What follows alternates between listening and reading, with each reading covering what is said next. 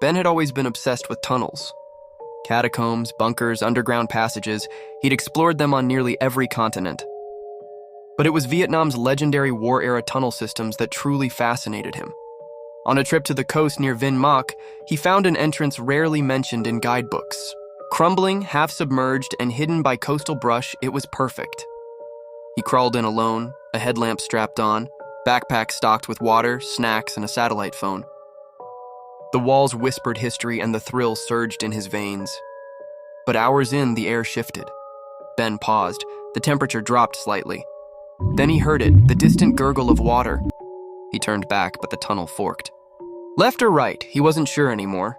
Then came the unmistakable sound of waves, not crashing, rising. He checked his phone, no signal.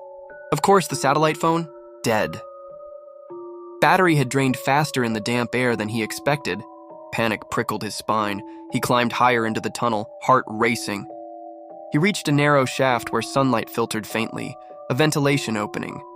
Too tight to climb through, but maybe, just maybe. Ben unzipped his bag and found the flare gun. One shot, he jammed it through the shaft and fired. A brief red flash shot into the sky and vanished. Then, silence. He tapped out an SOS with his flashlight against the shaft's wall.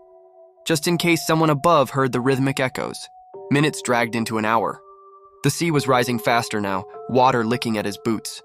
Then, faintly, he heard voices. Vietnamese. Con Goi Kong, is someone there? Ben shouted back. Yes, I'm trapped below. Tools clanked, the shaft shook. Dirt rained down as rescuers widened the opening. A rope dropped through, tied to a harness. Climb in! Ben strapped himself in with shaking hands. As they hauled him up, daylight flooded his eyes. A group of local rescue workers cheered as he emerged, soaked, muddy, and trembling. One of them grinned and handed him a warm drink. You're lucky, said the leader, laughing gently. That tide would have sealed this tunnel by nightfall. Ben looked back at the dark hole he'd come from, now filled with seawater. His fun had turned into a nightmare, but he survived. And from now on, he told himself, no more solo tunnel dives. Well, maybe just one more.